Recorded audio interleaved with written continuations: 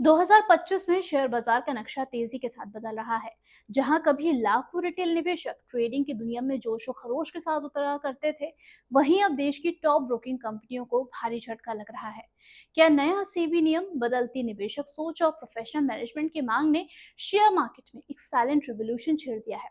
आइए समझते हैं कि क्यों लाखों निवेशक ट्रेडिंग प्लेटफॉर्म्स को छोड़ रहे हैं और कौन कौन सी नई कंपनीज जो हैं वो बाजार में अपनी रफ्तार पकड़ती हुई नजर आ रही हैं। नमस्कार, मेरा नाम उर्वशी सिंह है और आप देख रहे हैं फाइनेंस ज्ञानी। देश के 4 सबसे बड़े डिस्काउंट ब्रोकिंग फर्म्स यानी कि ज़रोधा, ग्रो, एंजल वन और अपस्टॉक्स अगस्त 2025 में बड़े झटके का सामना कर रहे हैं। अकेले अगस्त महीने में इन चारों ने मिलकर करीब 7 लाख एक्टिव इन्वेस्टर्स गंवा दिए हैं।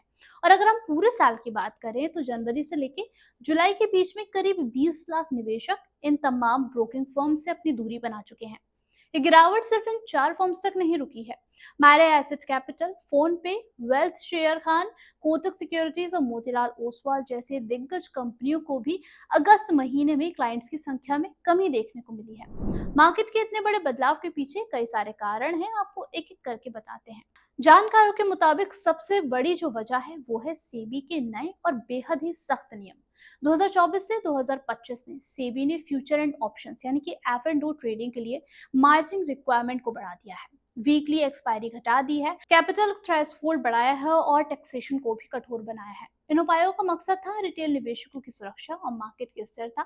पिछले 3 साल के रिकॉर्ड सिखाते हैं कि 93% retail F and O traders को औसतन 2 लाख रुपए का नुकसान हुआ है और इसी को देखते हुए सेबी ने डेरिवेटिव ट्रेडिंग को कम रिस्की और ट्रांसपेरेंट बना दिया, जिससे एक्टिव ट्रेडिंग की रवानी जो है वो कमजोर हो गई। अब निवेशकों में नया ट्रेड देखने को मिल रहा है। वो खुद ट्रेडिंग करने की बजाय प्रोफेशनल तरीके से मैनेज होने वाले ऑप्शंस को ज्यादा पसंद कर रहे हैं। Mutual fund, portfolio management services यानी कि पीएमएस और ऑल्टरनेटिव इन्वेस्टमेंट फंड्स यानी कि एआईएफ अब उनकी पहली पसंद बन रही है। 2025 की पहली छमाही में Indian mutual fund and industry का एसेट अंडर मैनेजमेंट यानी कि एयूएम 11% बढ़ा है और अब 74.41 लाख करोड़ पर पहुंच चुका है। सीनियर एनालिस्ट बताते हैं कि निवेशक अब सिर्फ लॉटरी के चक्कर में नहीं पड़ना चाहते हैं, वो एक्सपर्ट की टीम पर ज्यादा भरोसा दिखा रहे हैं और जोखिम को बहुत ही कम रखना चाहते हैं। जहां तमाम बड़े प्लेटफॉर्म्स अपनी क्लाइंट्स को खो रहे हैं, वहीं कुछ ब्रोकिंग फर्म्स मार्केट में मजबूती के साथ आगे बढ़ रहे हैं। पेटीएम मनी ने अगस्त में लगभग 11,983 क्लाइंट्स को जोड़ा है। वहीं सेबी कैप सिक्योरिटीज ने तकरीबन 7,400 और आईसीआईसीआई सिक्योरिटीज ने 6,512 नए क्लाइंट्स जोड़े हैं। Acharya broking, Moneywise Finvest, choice equity, Reliance broking, Jainam broking, yes securities, IDBI capital, Bajaj financial securities जैसी छोटी फर्म्स भी नए क्लाइंट्स जोड़ने की वजह से सुर्खियां बटोर रही हैं। सेबी ने हाल ही में पोर्टफोलियो मैनेजर के लिए डिस्क्लोजर डॉक्यूमेंट को भी और ज्यादा सरल बनाया है और अब ये स्टैटिक और डायनामिक 2 हिस्सों में आएंगे। स्टैटिक में वो जानकारी होगी जो बार बार बदलती नहीं रहती है, जबकि डायनामिक में वो जानकारी होगी जो अक्सर फ्लक्चुएट यानी कि बदलती रहती है।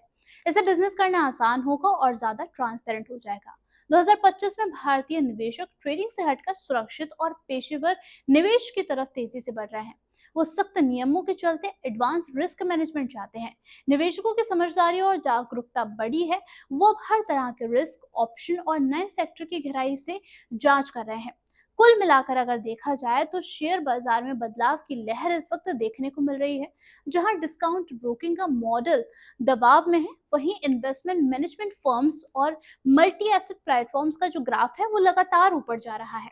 सेबी के नए नियम और निवेशकों की पसंद बदलाव ने शेयर बाजार और ब्रोकिंग फर्म्स की दिशा को बदल तो दिया है। निवेशक अब क्विक ट्रेडिंग से हटकर लॉन्ग टर्म, बैलेंस्ड और एक्सपर्ट्स के साथ इन्वेस्टमेंट की ओर बढ़ रहे हैं। पर निवेश के लिए कोई भी कदम उठाने से पहले अपने फाइनेंशियल सलाहकार की राय लेना हमेशा से ही जरूरी होता है।